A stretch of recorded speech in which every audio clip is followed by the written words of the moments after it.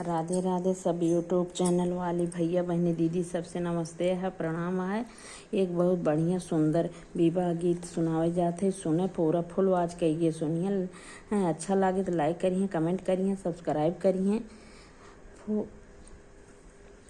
राम उठाए हैं तिरिया धनुषिया, लक्ष्मण उठाए धनुष बाण जी।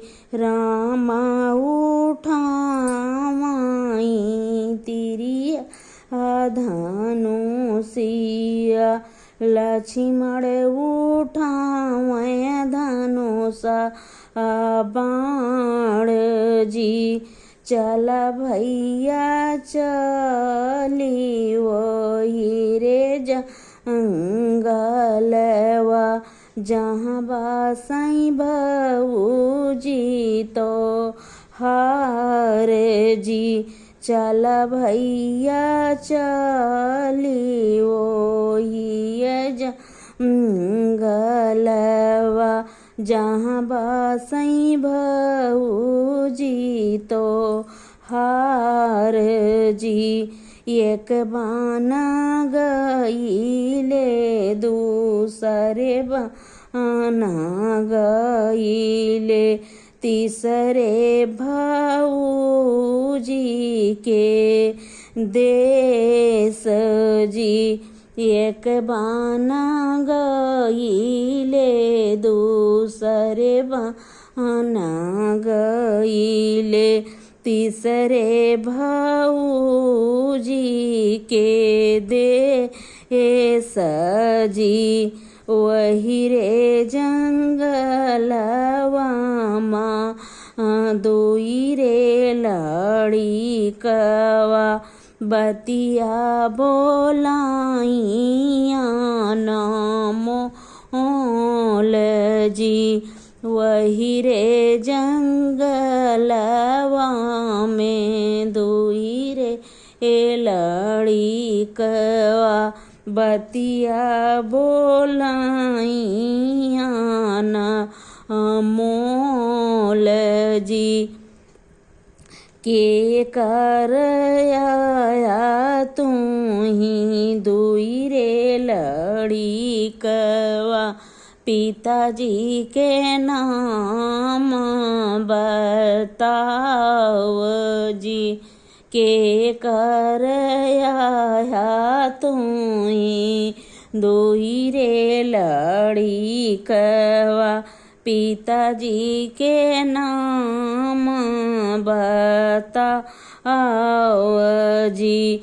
माता के नाम बाए बना सीता, चाचा के लक्ष्मण नाम जी। माता के नाम है बना सीता, चाचा के लक्ष्मण नाम जी।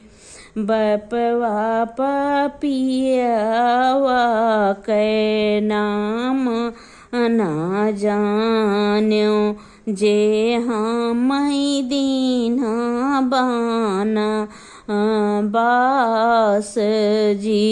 बपवा पपियावा के नाम ना जान्यो, जे हम दीना बान बास जी।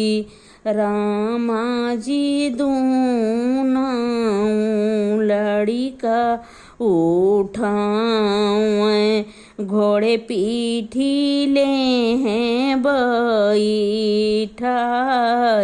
जी। रामा जी आपन दोनों लड़िका उठाए, घोड़े पीठी ले हैं बैठाई जी। के कर आया जाई के घोड़ावा वही जंगल पहुँचा। जैसी जी के दुआरे जी जाई के घोड़ावा वही जंगल पहुँचा।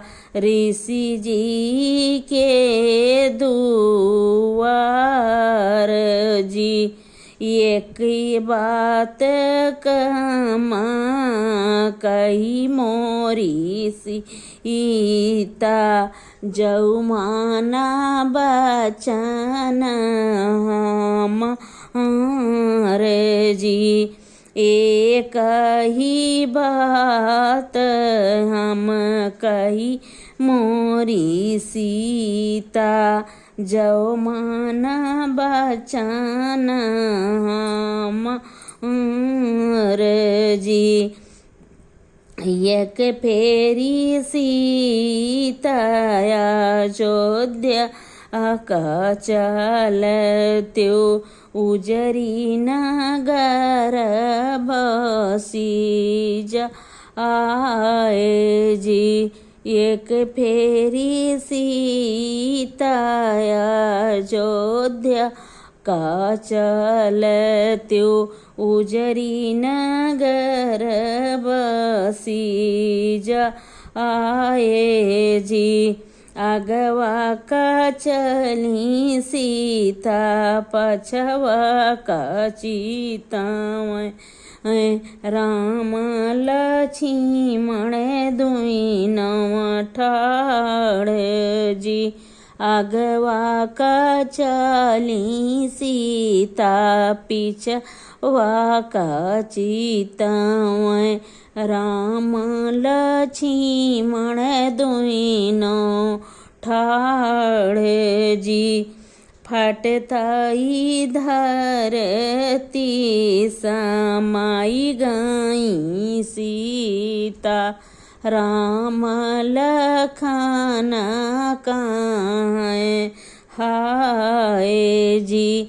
फटताई धरती समाई गई सीता। राम लखन कहाँ हाय जी।